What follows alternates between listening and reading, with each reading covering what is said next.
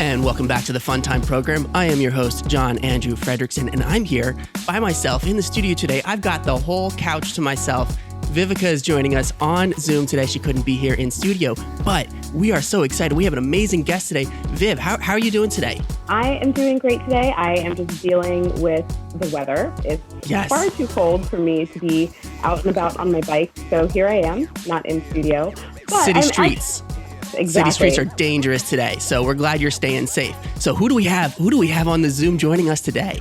I'm so excited because we have a special guest from Ghana today, a fellow podcaster, Ami Shikah, the host of Sex and Sanity podcast. Welcome. Yes. Thank you very much, Viv. I couldn't wait for this discussion. We have been such big fans of yours on Twitter, especially. You're putting out such positivity on Twitter. We've been a big fan of your podcast as well. Listening to you talk about the same topics that we love talking about. So we're so excited to be able to jump into the nitty gritty of this together. I'm just so glad, I have fans. I didn't expect people to love the podcast that much. So yeah, that's great to know. Thank you very much. Oh, absolutely. I guess the first question that I have for you is what actually got you into podcasting and how did you land on Sex and Sanity? I started as a blogger. I would always write about sex. I love to talk about sex, basically. It's so much fun. So, I love to talk about sex. So there's a podcast network in Ghana. They were calling out for podcasters, and I thought it would be great to have a sex podcast because in Ghana here, people are hypocrites. People are hypocrites. It's that bad. So, and I felt like we needed a podcast where people are honest about their sexuality and what actually goes on. Because people have sex, but they pretend and they would shy away from talking about it. So I wanted to get like-minded people on the podcast to just talk about everything sex. That's basically it. I love it. So I guess it leads into my next question is how do you choose your guests? How do I choose my guests? So day in, day out, I meet people because of Twitter. I tweet a lot about sex. So all the time. So I have people DMing me. And in Ghana, it's hard to meet such people. So when a sex positive person DMs you, they're usually a little like you. And they were looking for a chance to talk about sex too. So that's basically how I usually get my guests. I make friends from Twitter.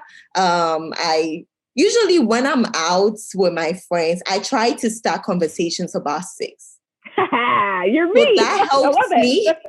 So when we start talking about sex and I realize, oh, yeah, you can maybe you know enough or you have enough experience, then I just tell you I'd love to have you as a guest. So that's basically how I go about it. Amazing. Yeah. Amazing. I really enjoyed listening to your conversations.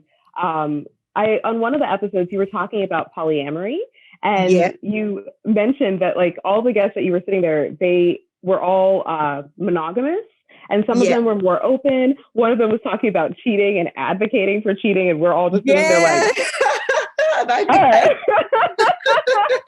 He didn't want his wife knowing about it, though. He's on this podcast. He even wanted us to take it down. He didn't want it out. But I had to disguise his voice. So he became okay with it. He was so scared in the end that his wife would find out.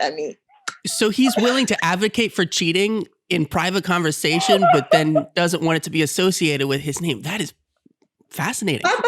But I don't think his wife would know it was him because his voice I just changed his voice. So, yeah. But I told him to own it. He had to just try to have a conversation with his partner. They don't do that here. Right. They don't do that here. Yeah. So. Honestly, so I'm polyamorous. And so when I was listening to that conversation, I was like, I'm the friend that you need. Tag me and I want to talk about this with you. Yeah, I saw your reply on my tweet about polyamory. Yeah, I couldn't wait to hear more about that.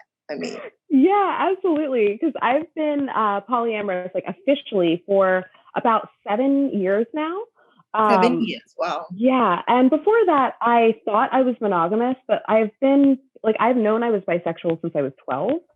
So I thought that like as a teenager and like as a young, like in my early 20s, I thought, okay, so I need to find a boyfriend who's willing to have threesomes so that I can like hook up with other girls, but it's not cheating because he approves, right?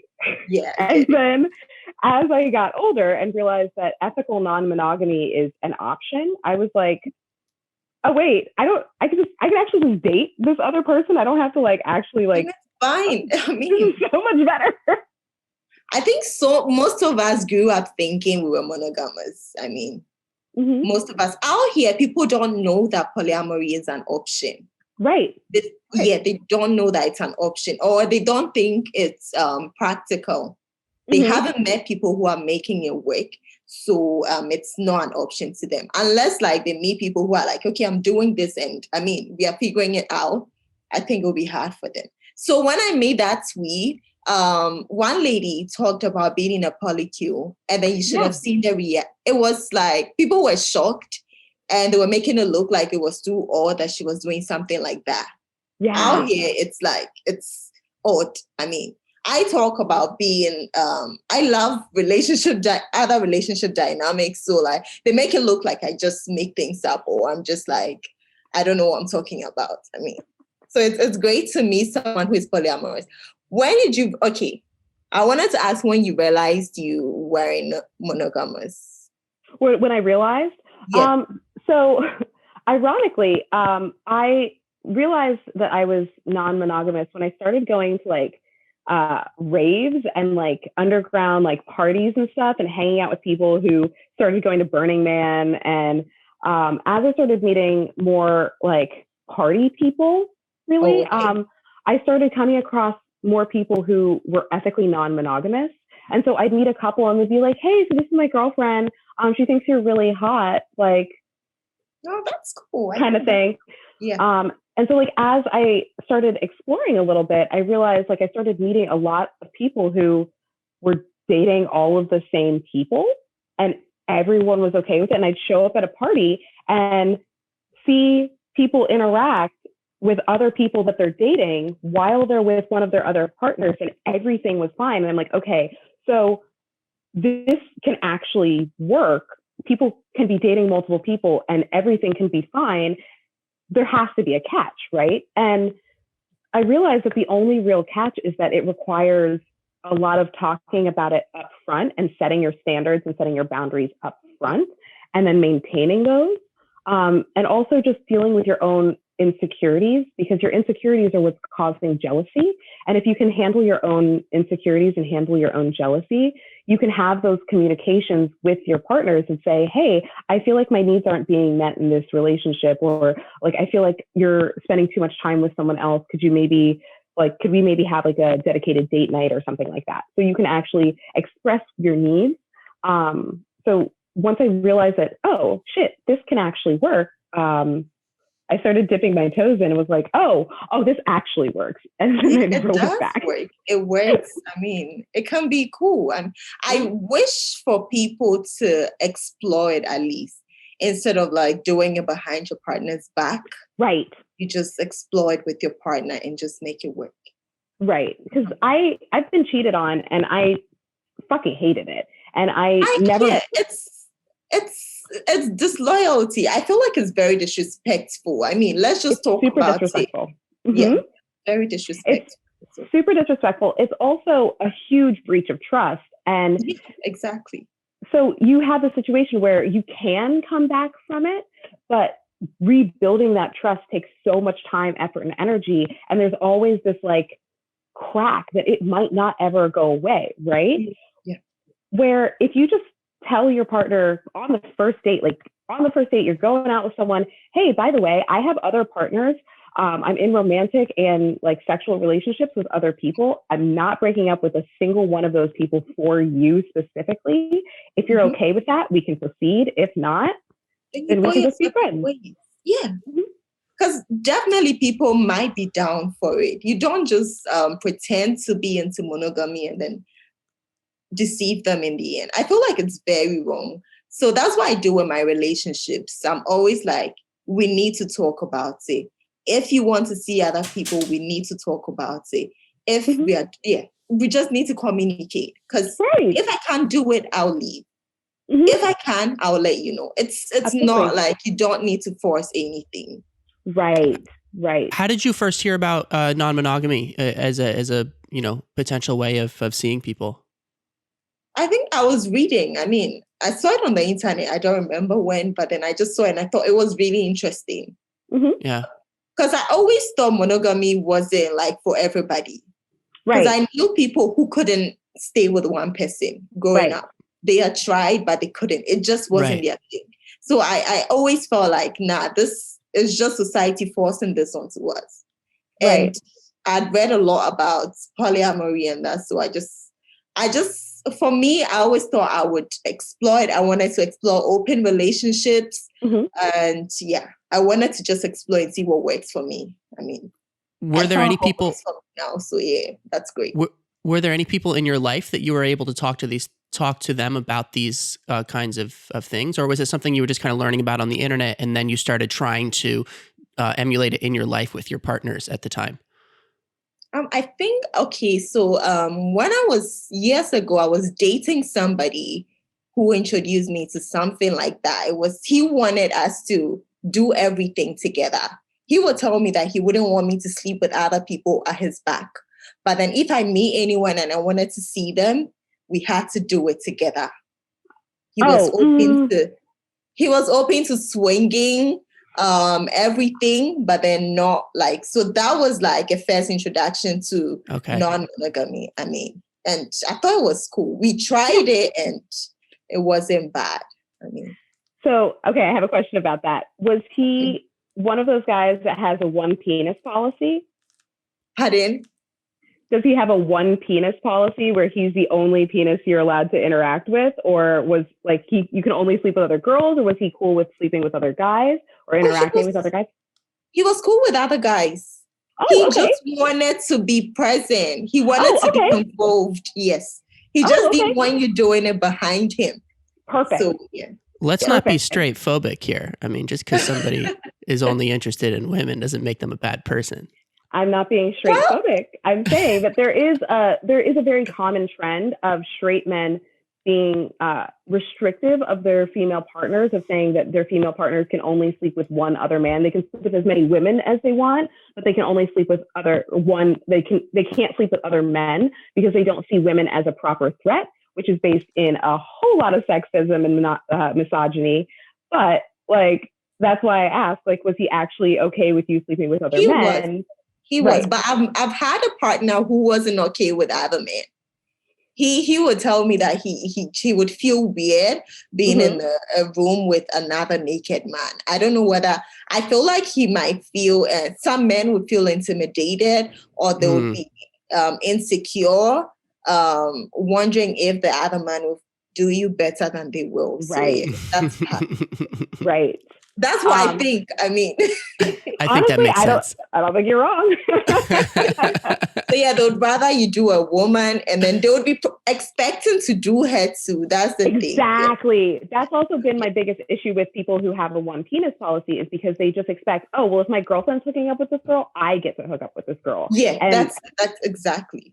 That's not how it works. No. As someone who has been on both sides of that, nah.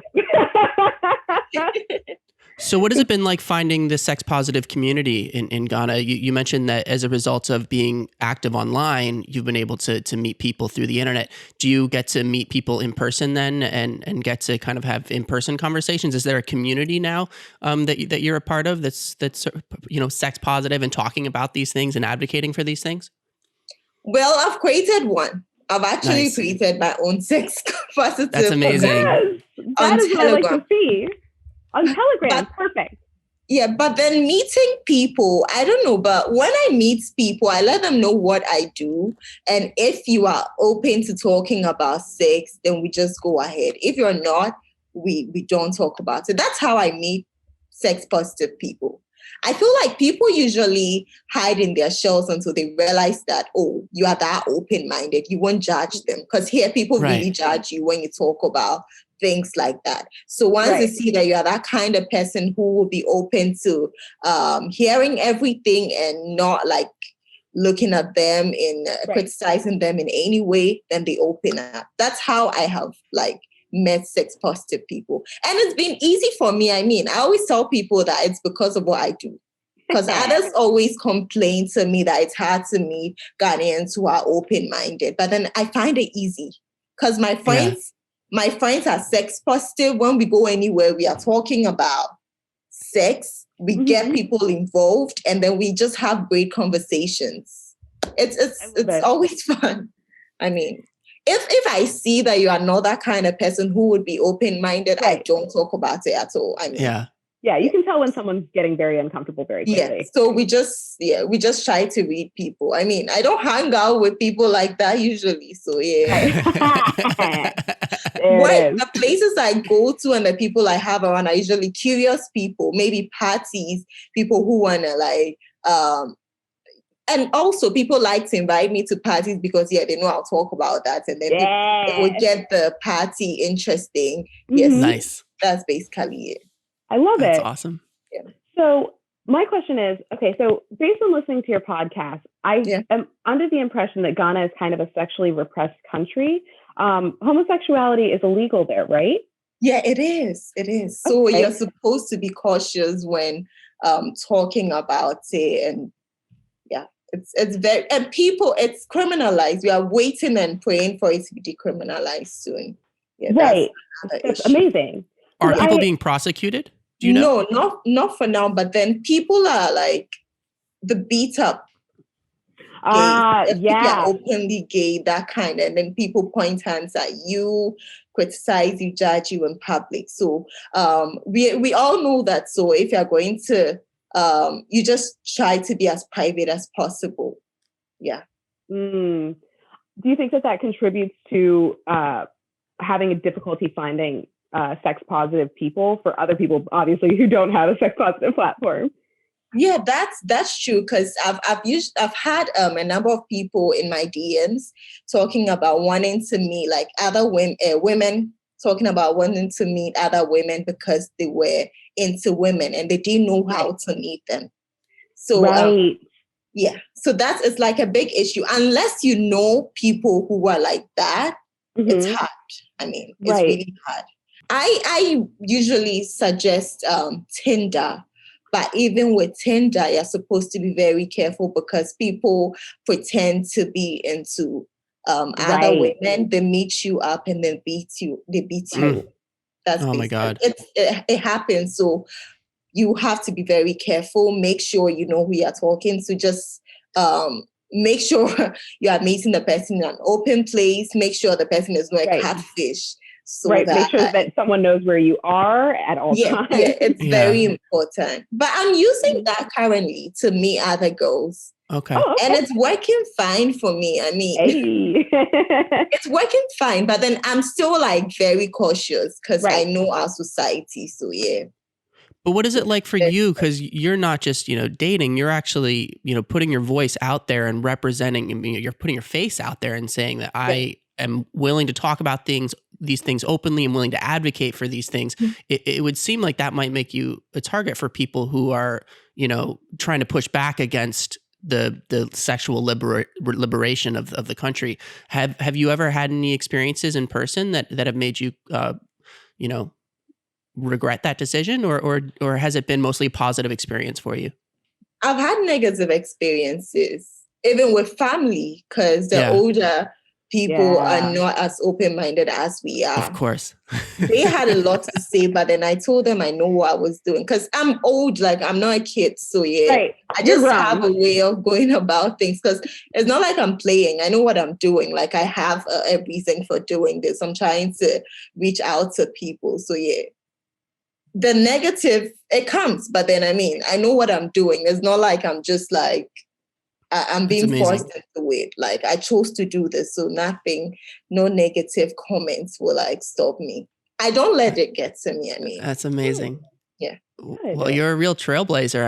Leading the way on this is enabling other people to be able to open up in their own lives because they see what you're doing and they see how you're representing this lifestyle and sex positivity was such a beautiful grace, really. And it makes them realize that, hey, you know, if Ami is able to do it in such a public way, then maybe they can explore things even in their own private life that they would have been more reticent to explore. So that's so cool to see how you're doing that and you're enabling other people to explore There's a whole lot more to do because, but then we're on it. I hope more people will be like that. It will take a while. I mean, it will take a while. Is there any movement within like government or people who are advocating for changing the laws, or is that kind of still down the road? Let me tell you something. 2 years ago, the government wanted to introduce comprehensive sexuality education into our curriculum because we don't have it. Right. We had to learn a whole lot on our own. We don't have it in our curriculum. And our people like fought against it because they thought when they had a sexuality, they were thinking LGBTQ, and they were thinking that the government was trying to force LGBTQ into like on us. They thought the government was trying to legalize it, so they fought against it. They couldn't like put it in the curricula. It really hurts me that happened because we really need it. From childhood till adulthood, you would meet older Ghanaians who don't know much about their sexual health. Right. It's that bad. Yeah. So I hope they revisit that soon. But then once the people are against that, there's not much you can do, I think. Do you feel that that's changing with the younger generation to the point where maybe there's potential that down the road you could have more success with changing these things? I am thinking of working with an organization, and then like I have some things in mind. I have like maybe we can use clubs in schools. If it's not in the curricula and there's a club that students can join where they learn everything they need to know about their sexuality, it'll be great. And you just call it something different. Right. Maybe use a different word. Pardon? Maybe use a different word.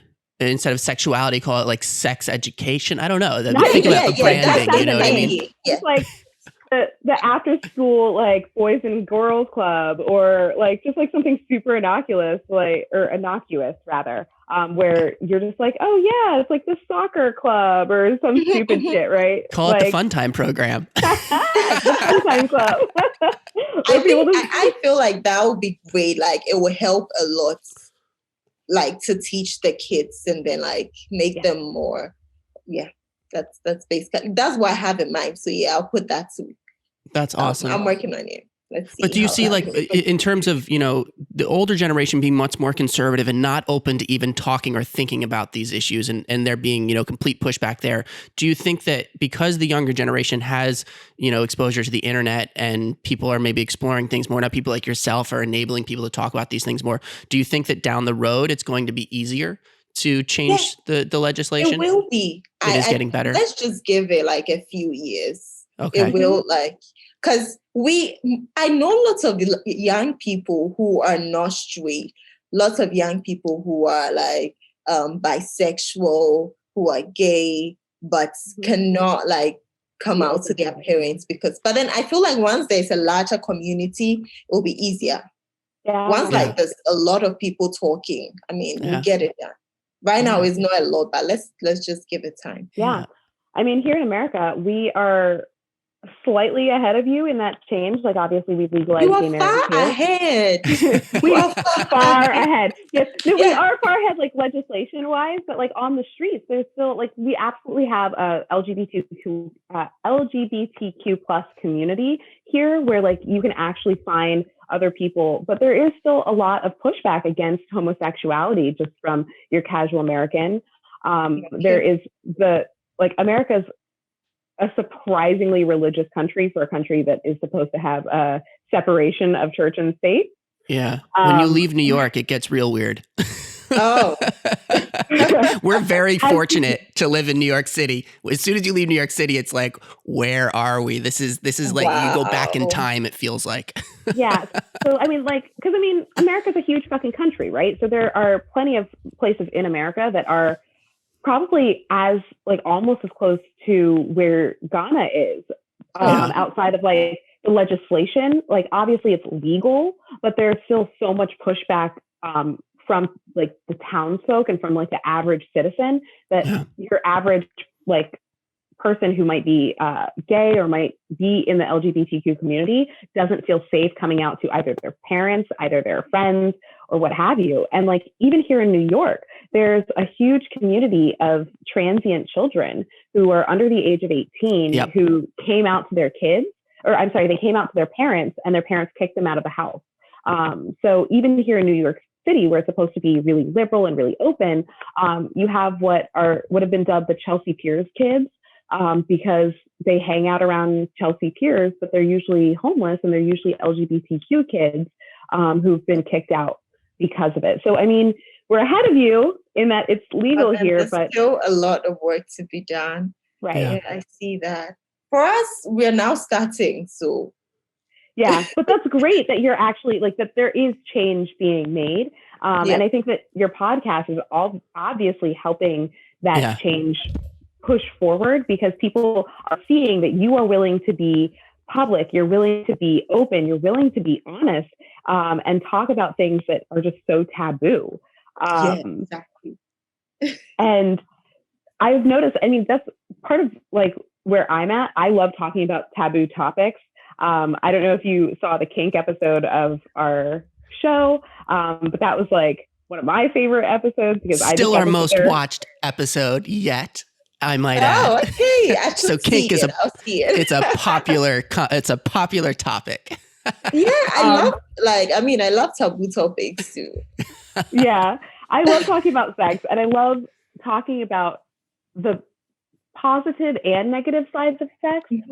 Because like, even though I'm polyamorous, switching over to polyamory didn't come without struggle. There were plenty of times where I got super jealous and got upset and relationships went bad and things didn't work out. Like, just because I'm polyamorous doesn't mean, I have a magical relationship and everything's wonderful and rainbows and perfect. No, I mean, it's still work, but I found that like the way that I communicate with people through polyamory, after becoming polyamorous, it forces me to be a lot more upfront with people and a lot more honest with people, and just be really honest with myself about what needs I need met, what wants I need met, what desires I need met, and be able to voice those things to other people. But yeah, talking about taboo topics is always a difficult thing to start, but once you do, you find like everybody's like, oh my God, I can't wait to talk about it. What is your favorite? What is your favorite thing about sex to talk about, or sex topic? What's my favorite thing to talk about? Whoa. Do I have a favorite thing? Kinks. I mean, I love talking about Yes. It has to be kinks. Yes. It has to be kinks, because when you talk about kinks out here, you always get like shocking reactions. Exactly. Out here, so many people pretend to be vanilla, but I think they're not. I mean, they're not. What kind of kinks do you think are common that people are exploring, but they're afraid to talk about? Oh, afraid to talk about, I wouldn't know, but then for what's like common out here, it will have to be masochism, submission, dominance, impact play. People love to be spanked. I mean, you just sound dirty to me right now. So, like, I just like catch a flight. What's up? What's your COVID situation? Should I just come through, or do people use toys? Is there much of a sex toy industry, or people just kind of just improvising, stuff at home? People use toys here. People really use toys. There's a sex toy company that like is really selling. I know a number of people that sell sex toys, and they are always saying they sold out. They don't have toys. So really? People use toys. Yeah. How does that work? Is it a black market, or can they sell in public? Can you have a store on Main Street? You can have a shop. Okay. It's just not like known by lots of people. Those who know. Yeah, that's. But like the government isn't stopping you from opening a store and selling sex toys. Yeah. Okay. Okay. But then people really use toys. you wouldn't know if you were not like sex positive or you're not open-minded because people might not open up to you about the toys they have. Right. But when they see you are sex positive, they'll let you know. This toy, I use this, I use that. Yeah. So people use toys. That's awesome. me. I always talk about sex toys even. So yeah.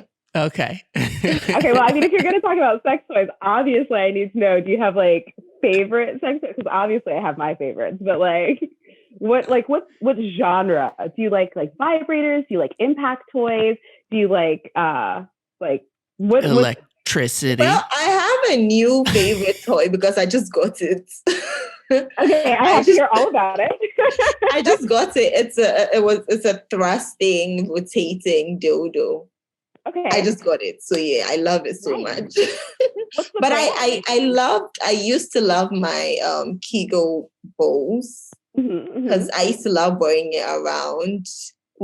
Previously, when I'm going on a date, I'll have one inside before me.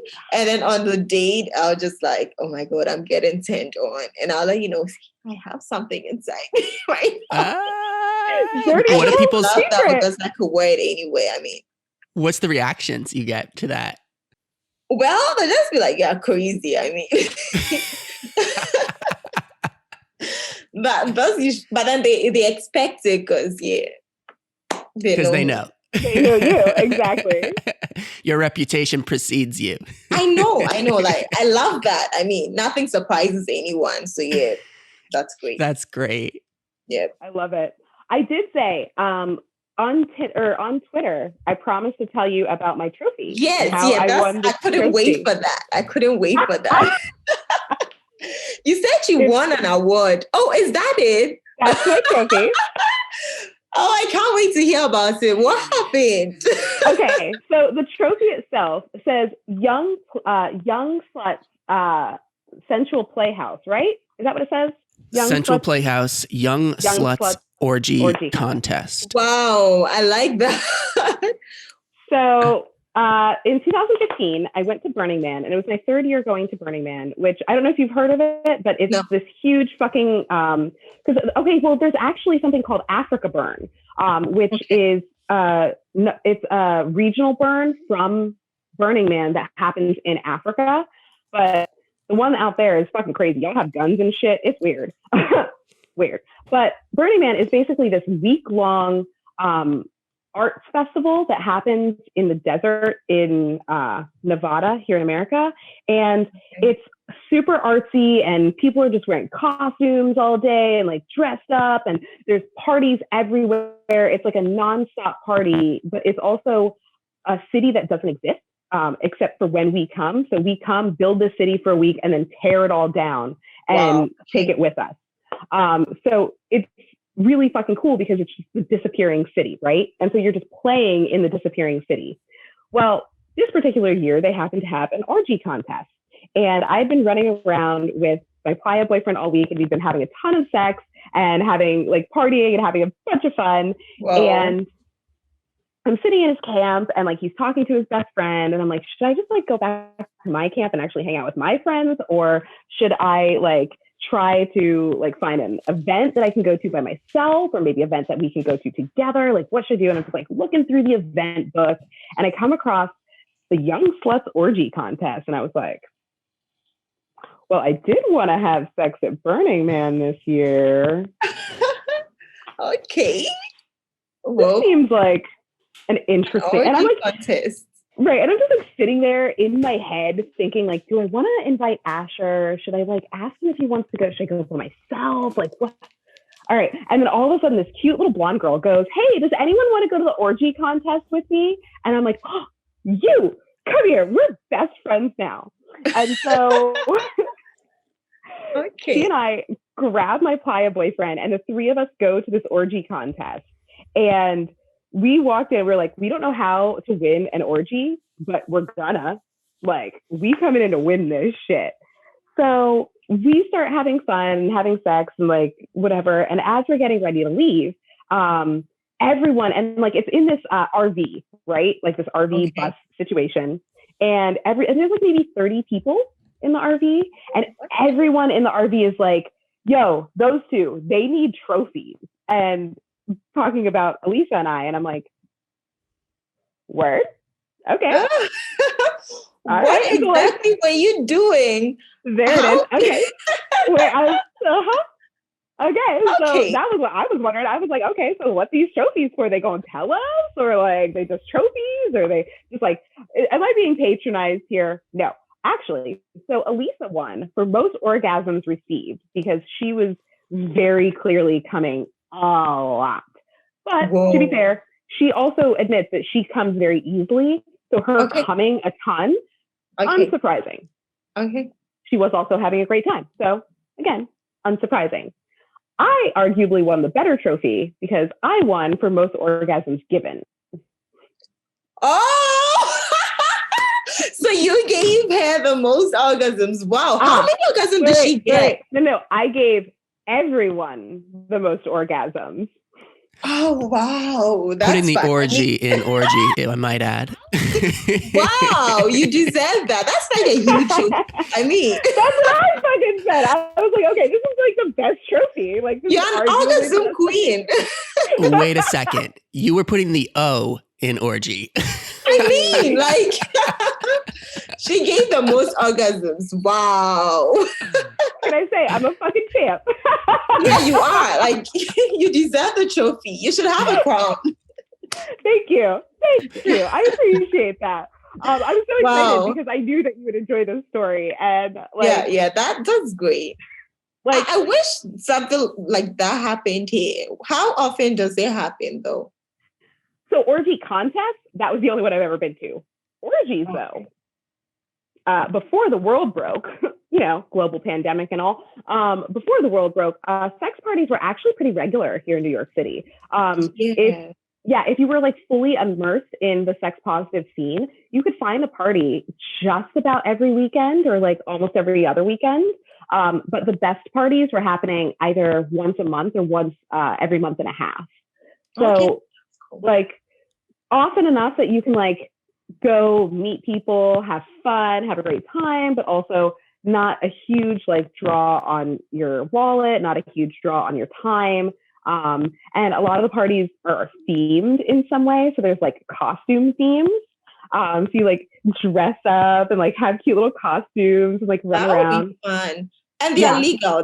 Are they totally legal? Oh, great question. In Ghana, they are illegal. In Ghana, they are illegal. So you're supposed to be very private.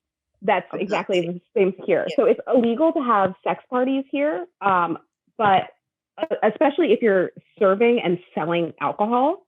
Okay. So what I really think it's the alcohol that's the only thing that's illegal, right? Because you need a liquor license, and these are kind of like underground parties, so nobody's getting licensed for it. You do but need is the sex itself? Well, you do need a liquor license, but like the reason why it's illegal is because if you're serving alcohol and there are like you cannot legally serve alcohol with naked women present. It's like a cabaret rule, actually, like from the strip clubs. Right. So if there are naked women present, you cannot sell alcohol. You need a separate license. You need a cabaret license for that. Right. Okay. So and if you have a cabaret license, you can't get a liquor license. But don't some of these places get away with it because they basically say it's like a membership thing? Like you pay a membership like an entry fee to get in, but then you're not paying for the individual drinks. So here's how a lot of the places get away with it. A lot of places who have like nude strip clubs or what have you do BYOB, and then they'll take the alcohol from you as you walk in the door and charge you an uncorking fee. So they charge you to open your alcohol and serve it back to you. And that's not selling. Yeah. But they're not selling it. They're just opening it. Right. Okay.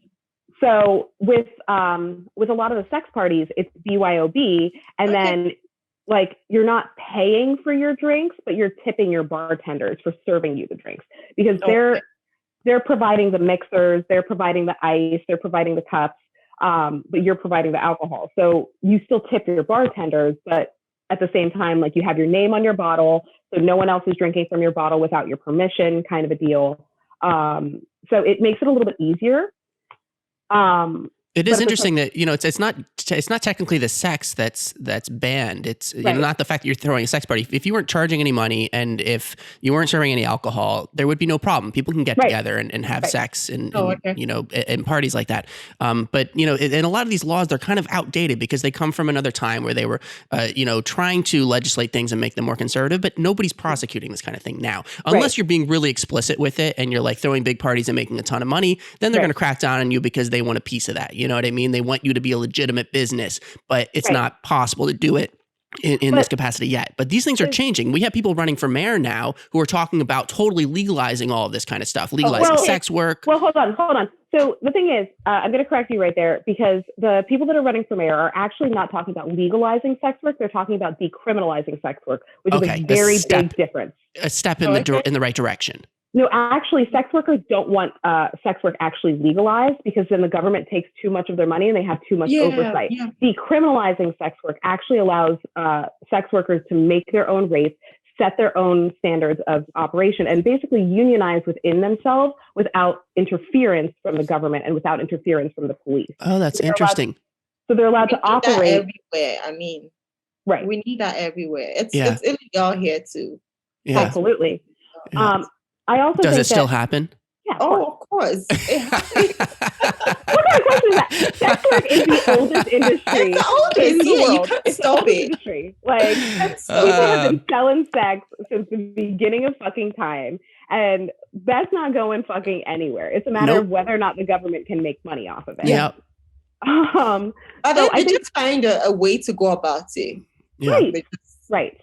Yeah. And I think that, like, at least from the sex workers that I have interacted with and talked to here in the States, the consensus is that the most helpful thing for the industry would be to decriminalize it.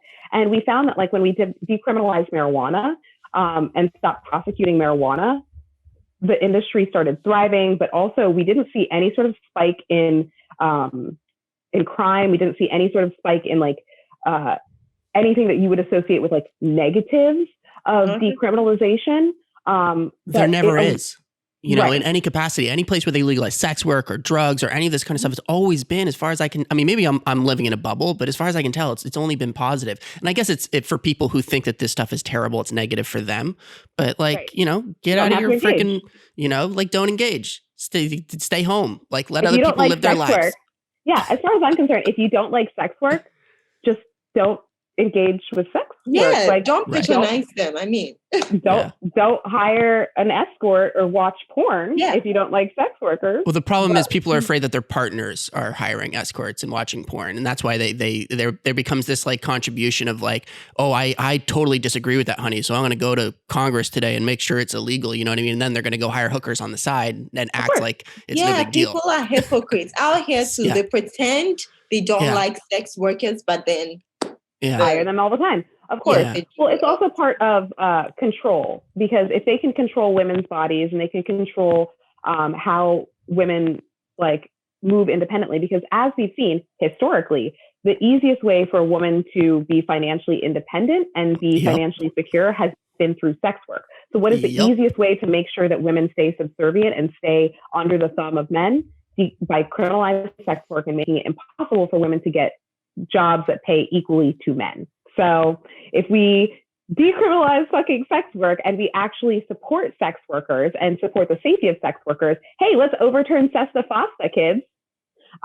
But we should do a deep dive into that. We really need to get somebody on who works in the industry and can give us that insider's perspective. That would be really fun. I think that, at the end of the day, decriminalization is a big thing. Yeah. At the end of the day, it's this hypocrisy. People, they want to live in this one world where they represent, this is how I am to the public, but then it's totally at odds with how they actually want to be in private. And I think that that's where we end up with this big conflict. And the more we can, emulate and like, try to convince people to live positive lives around the things that they actively are engaging in and are excited about, and to teach them, like, you don't need to be afraid of these things. You don't need to be, acting like this is all taboo and terrible. If we can just live out and open and talk about these things in a positive way, everybody's better off. And, we have a much better and healthier society, and people are happier. So it's so cool to see that you're doing that in Ghana. I mean, what an inspiring story. Yeah, I should do more. I mean, I feel like there's more to do. So yeah. Absolutely. That's a sign that you're doing good work, because if you always feel like there's more to do, it means you're on the right path. I love that.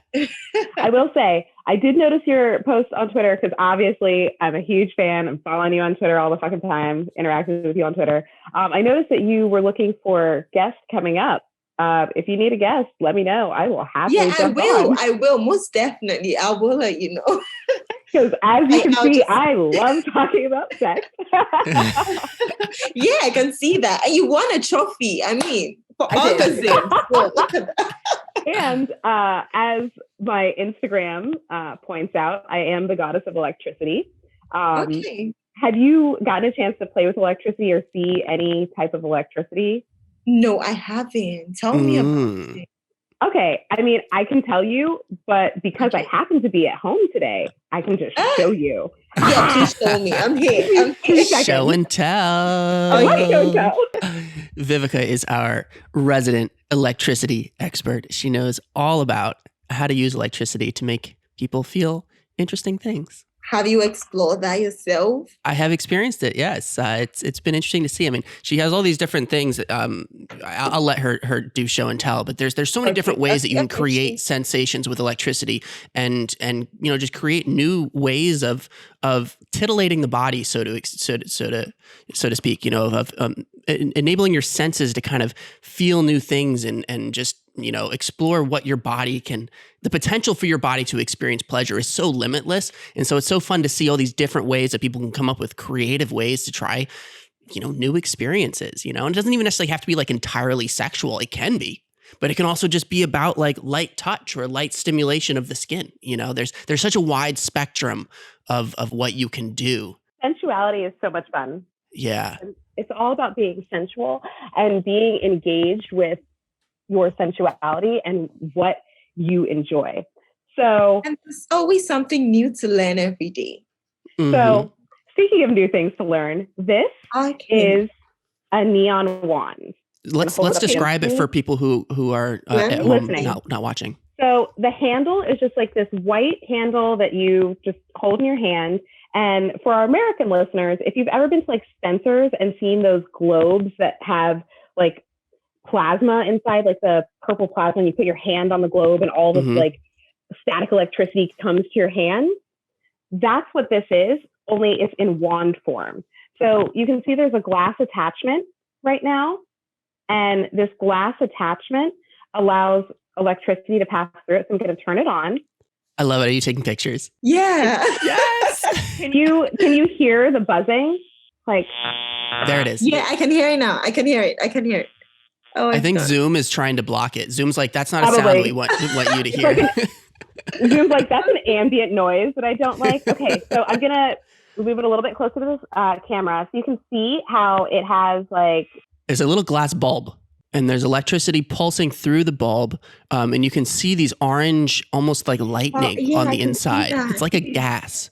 Here, let me see if I can turn this light off and make it just like a little bit darker so that you can see it.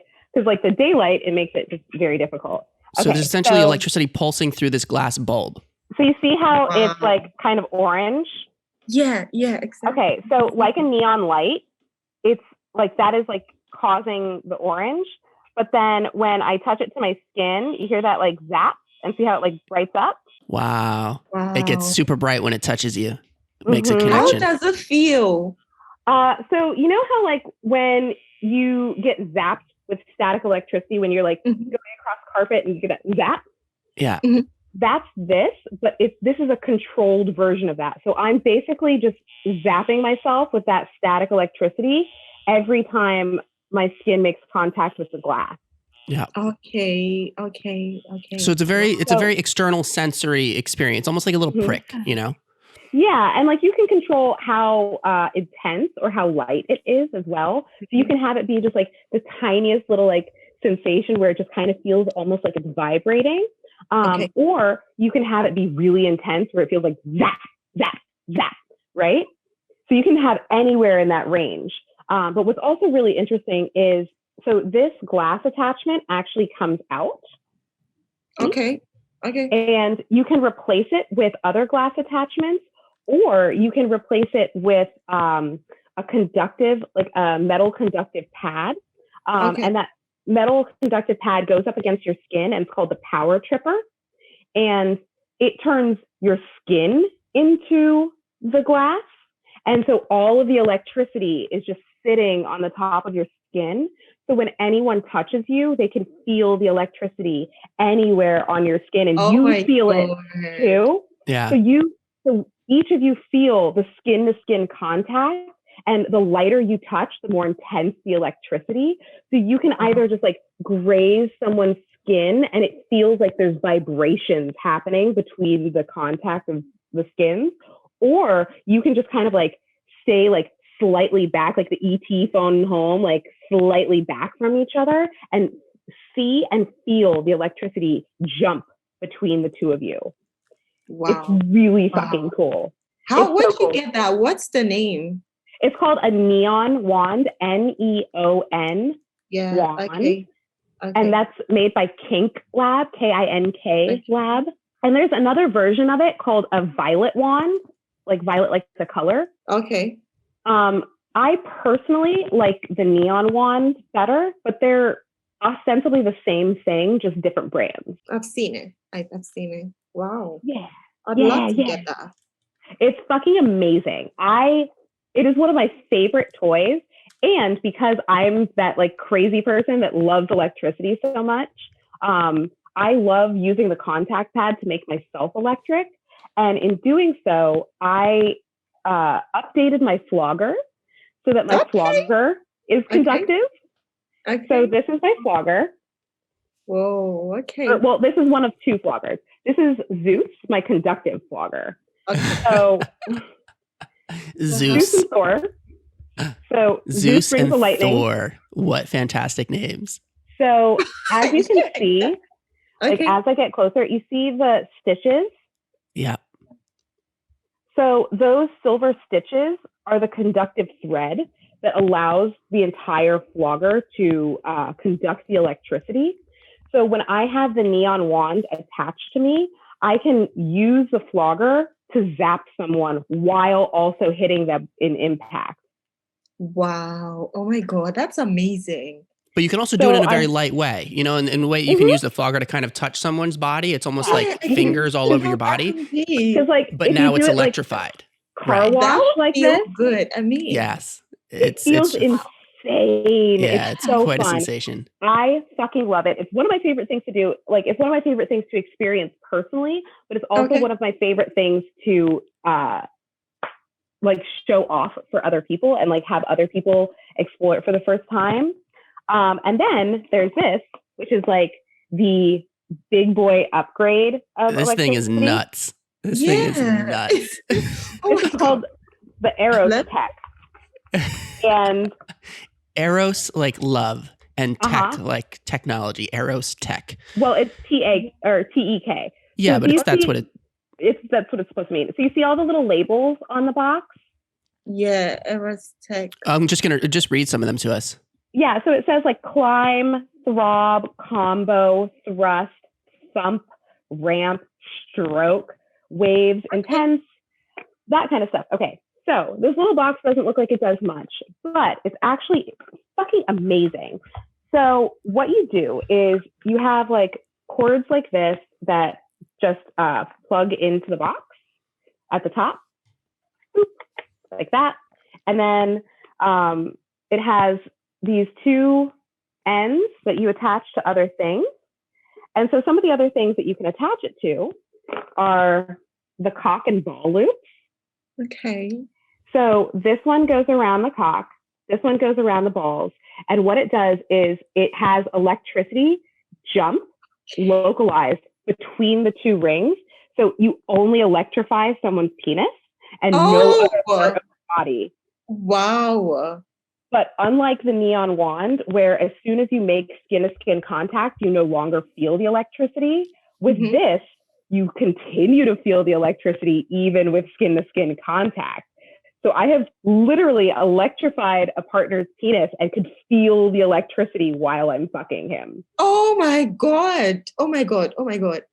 Yeah. It's so intense. Oh my God. Wow. It's so cool. Okay. And it also has different attachments.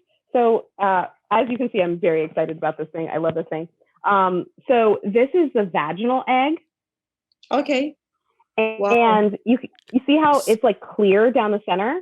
Mm-hmm. So it's a metal egg, just describing it for people. It's got metal on both sides, but then there's a clear glass centerpiece. So that the metal sides are two separate. They're not connected to each other. So they can be the positive and negative poles of the electric charge. Right. But it's just an egg otherwise, like a vaginal egg. So the thing about this egg is, again, so it's plugged into the box and it just slides inside you as an egg would, except it doesn't like move around. There's no like thrusting or anything. But when you this isn't your mother's jade egg. This is next level stuff here. Hey. But like when you set it on any one of the settings, what ends up happening is it feels like someone's fucking you based on that setting. Like it causes the walls of your vagina to contract in a way that it feels like something is going in and out of you, but nothing is moving except for your vaginal walls. It's and it's kind of like a sharp feeling, but at the same time, like, first of all, if you're a masochist, you're going to fucking love it. Second of all, it's such an unusual and distinct feeling that, like, sensation-wise, it's something that, like, I think everyone should have the opportunity to try at least once, but that's the hedonist in me. So it's how do I find those? Should I just type Erostek? Yeah, Erostek. And yeah, you should be able to find that online. We're going to throw links to all of this stuff in the description of this video. So anybody either listening or watching at home, you guys can check this stuff out as well. And we do highly recommend for episodes like this, if you're listening to the podcast version, we recommend loading up YouTube and checking out the video version because it's just a little bit more fun when you can see what's going on. For show and tell. For show and tell. Also, if you have more questions about this, I do go into more detail about electricity and about some of these toys in our kink episode. And I talk, our kink episode is basically like a kink 101. And we're going to be doing continued kinks. Like we're going to continue that into a kink series. So we're actually going to do upgrades where we do kink 202, kink 303, and do more in-depth looks and less nuance, or I guess a more nuanced look at specific areas of kink. So are we calling it Kink University? I mean, we could.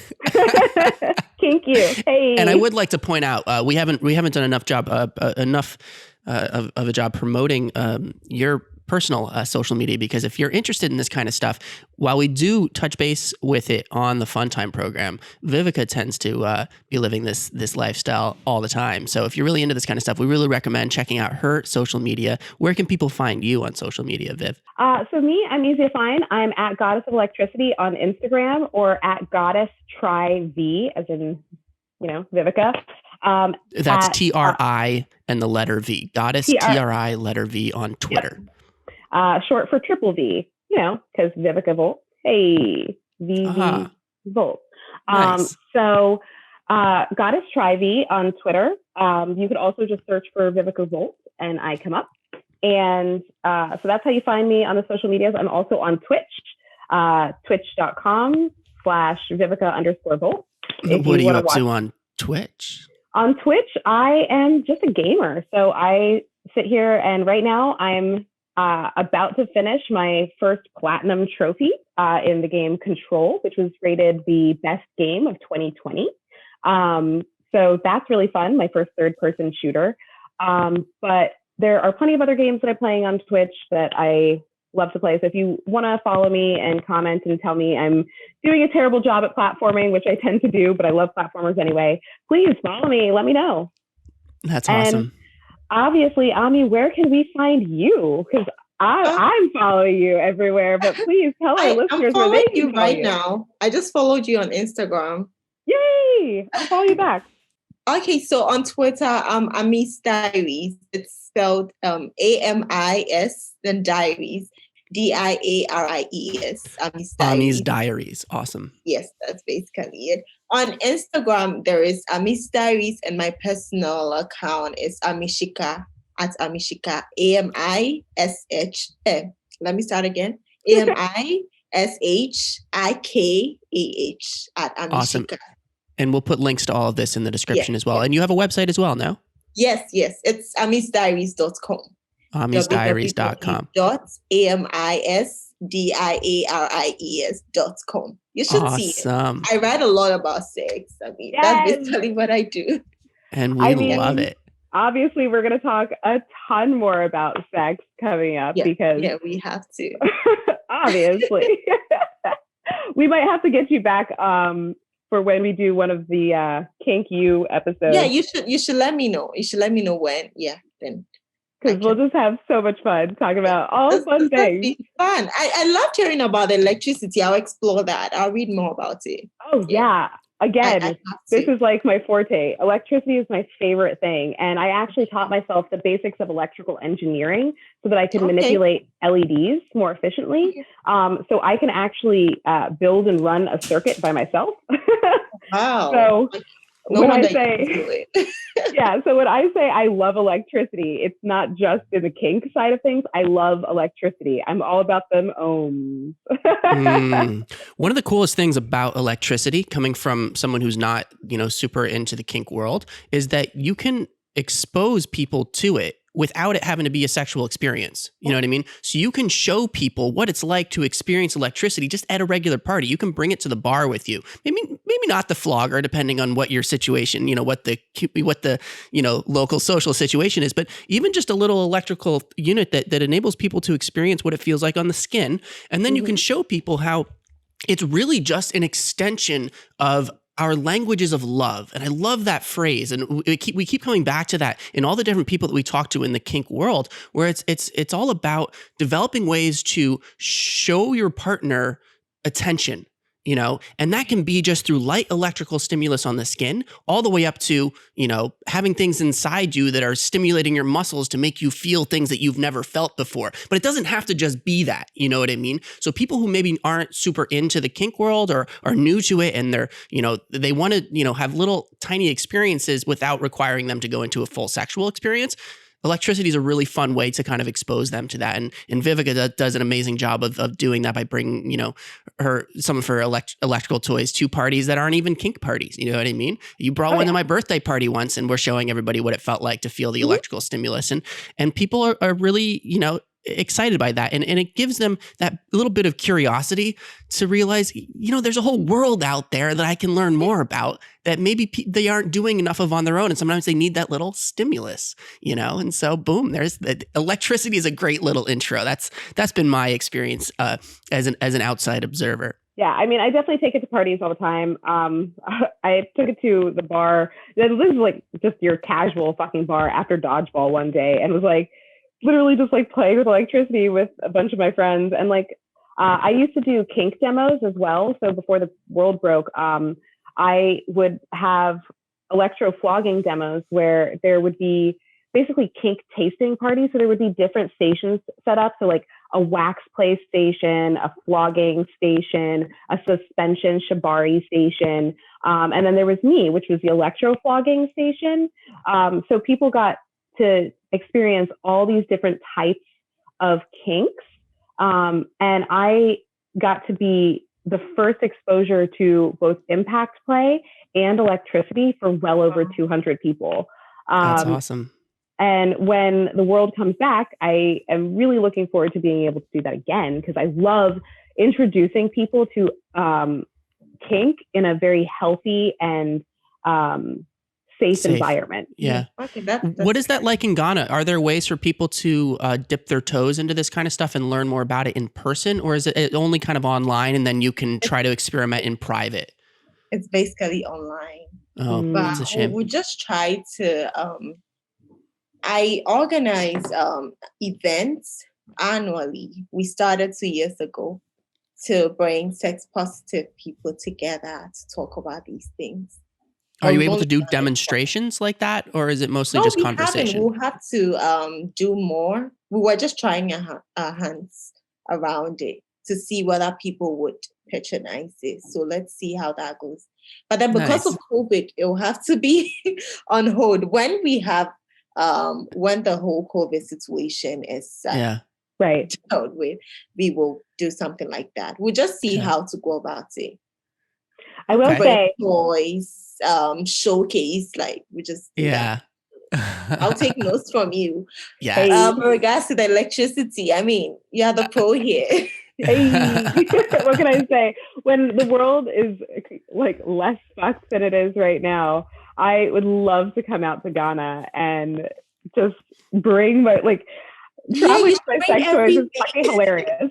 Going through the airport with my sex toys is fucking I was going to say, what's that going to be like? I can tell you exactly what it's going to be like because I've done it. And so it's about which sex toys I bring. So my Flogger and the electricity, they don't give a shit about. The toy that gets caught every fucking time is the njoy. Do you know what an njoy is? Oh, no. Oh my God, hold on. Oh, wow. How many toys do you have? Bring everything. Bring everything, Viv. Well, first of all, I have an entire drawer in my dresser that is dedicated to kink and corsets. Wow. Kink and corsets. Nice. So this, I think I've seen this. Okay. It's an njoy pure wand. And for our listeners at home, it is a curved metal stainless steel bar that looks like the smile of a smiley face. It has two balls on the end, one that's about 1.5 inches in diameter and one that's about 1/2 inch to 1 inch in diameter. So the two balls are slightly different sizes, but the njoy itself is pure stainless steel and it's not hollow either. So it is like a hefty weighted toy. And because it's pure solid metal, every time I go through the airport, they think it's a weapon. Yeah, that makes sense. Do they take it away? No, if they took it away, I wouldn't have it.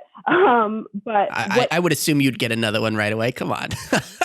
I mean, so what do you do? What do you do when they? So what I do is the same way that I have to take my shoes off and put my shoes in a bin. Ironically, the last time I traveled with my njoy, I was wearing heels. So the bin actually just looks fucking hilarious because it was the njoy in its box. So it has this like beautiful box that has like pink satin in it. And so you open, and it says njoy on the top. And I had it in the box so that you would know exactly what the fuck it is, right? Like, okay, it's very clearly in a box. Like it's clearly a thing. And so I took it out of the box because like the first time they stopped me and I missed my fucking flight. So on the way home. Oh my God. And it was a first class flight that was bought for me. And I was so pissed. I had to wait like 5 hours to get on the next flight. I was fucking livid. Because the guy was like, well, what's in the box? I was like, a sex toy. He's like, well, what's in the box? He asked me 7 times. And every time I kept getting progressively louder. And there was like a mom and a son standing not like 4 or 5 feet away from me. And I'm looking at this man and I was like, it's a sex toy. He's like, what is it? It's a sex toy. Before he opens the box, he's like, okay, but what is it? I was like, it's a fucking sex toy. Would you like a demonstration or are we just going to get this over with? So the only way that I found that I can actually get it through security without getting stopped is by taking it out of my carry-on and just putting it in with my shoes so that it's visible. Because they'll pull the bin either way, but if they can pull the bin, see what they're looking at, they'll put it right back and let me take it. So that way they don't have to search it. Okay, the same way I'm going to take out my laptop, I'm going to take out my njoy. You know what I'm about. We know what I'm about. Let's keep it fucking moving. Let me get to this fucking flight. Hey. What would the security in Ghana, what would their reaction be, do you think? They wouldn't know what it is. So you can't just say it's anything. Because if you say it's a sex toy, you really get lots of attention. Sex toys are fine here out. Just that you get so much attention if you say it's a sex toy. So many people would want to come and see it. Of course. Wow, really? Okay. Pictures. Of course. Oh, wow. Okay. Oh my God, this woman is traveling. Yeah, and then they'll put it on social media. Like, I mean. Yo, I'm that asshole. I am not ashamed about sex at all. So if they did that, that's very good. I would be posing with the security guards like, what's up? you like my sex toys? Like, what's up? I would pull out the whole case, be like, can I just take a picture? Can I put it on my phone? Can y'all tag me? Like, what's up? I have a necklace, a vibrating necklace that I wear around. Is it a Crave Vesper? I'm coming. Let me see if I can get it. Because I bet you I have the same one. Let me see. Let me bring Show and tell. Okay, so this one's mine. Oh, it's similar. Oh, what is the company that makes yours? I got it from Best Vibe. I don't know. So this is the company that makes this is called Crave. Okay. And this particular one is called the Vesper. So Crave is a really interesting company because they make discreet wearable sex toys. Wow. What else do they make? They have these bracelets that look just like regular gold bracelets that double as handcuffs. Like their whole line of jewelry is discreet sex toys as jewelry. It's so cool. Yeah, I think it is. I love wearing my necklace. I love this thing, especially because when I wear it, people ask me, "Oh, are there drugs in there? Like, what is that? Is that like?" I've had someone ask me if it was a railroad spike, whole 9 yards, and it is surprisingly powerful for such a little fucking vibrator. Okay. It does work. Yeah, and it works too. It does. It has 4 settings. So high or low, medium, high, and then pulse. Can you hear it? Yep. Yeah, I can hear it. So that's on high. And as someone who very much loves my my Hitachi magic wand, the rechargeable, I was very impressed by the portability and strength of such a tiny little necklace. But this has 8 different modes. 8? Damn, okay. That's a lot. It's so cool. I really like it. That's awesome. I just love wearing it, knowing that it's a vibrator. That's my favorite part.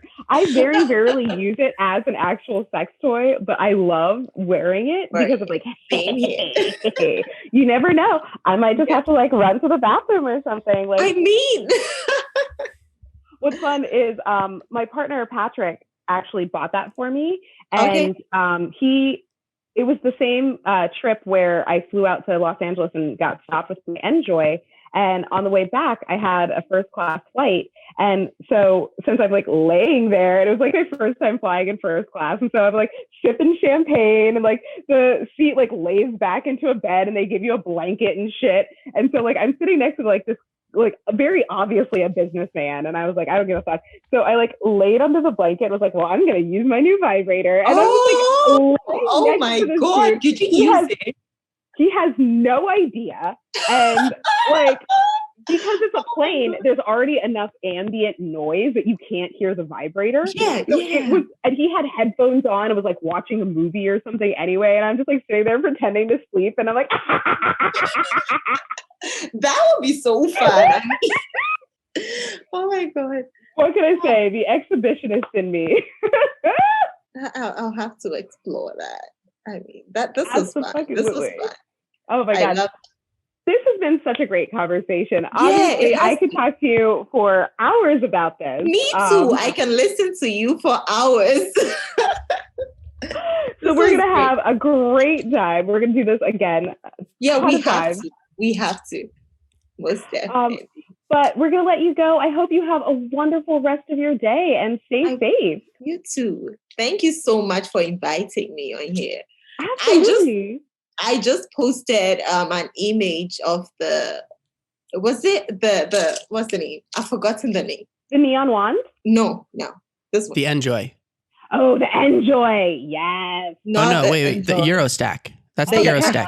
I just saw it on the internet, and you should see the reactions I'm getting. Oh, yeah? Did you? I will tag you in it. You should Please do. What's your social media handle? I'm at Goddess Trivy on Twitter. No, I know yours. Oh, John. Sorry. Me. John, what's your? Yeah. I'm Jay Fredson on Twitter. It's JFREDSON, and you can find these in our description for Fun Time Program. If you go to Fun Time Program on Twitter, we're both linked in the description from that account. Yeah, tag away. This is on Twitter, I assume, or Instagram. Yeah, I've seen the Twitter. Nice. Awesome. Well, Ami, thank you so much. This has been so fun learning about, your story and how you are promoting sex positivity in your community and in your country.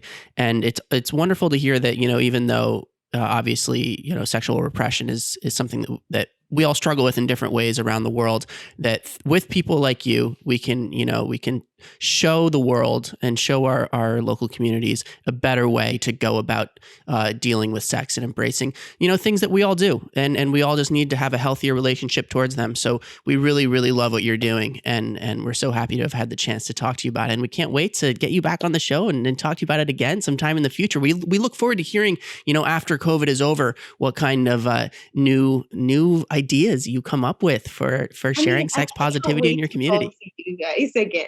This was fun. I really loved it.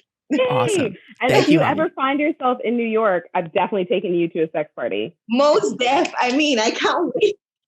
Have a wonderful rest of your day, dear. It was fun. Thank you again, and be well. Thanks for checking out this clip from our show. To watch more clips or full episodes, click on our profile below. If you want to stay up to date on all of our new episodes and videos, click subscribe. And if you have any ideas for future guests or topics that you would like to see us cover on the show, leave us a message in the comments or connect with us on any of our social media channels at Funtime Program. Or on our website at funtimeprogram.com. We'll see you in the next one. Bye-bye.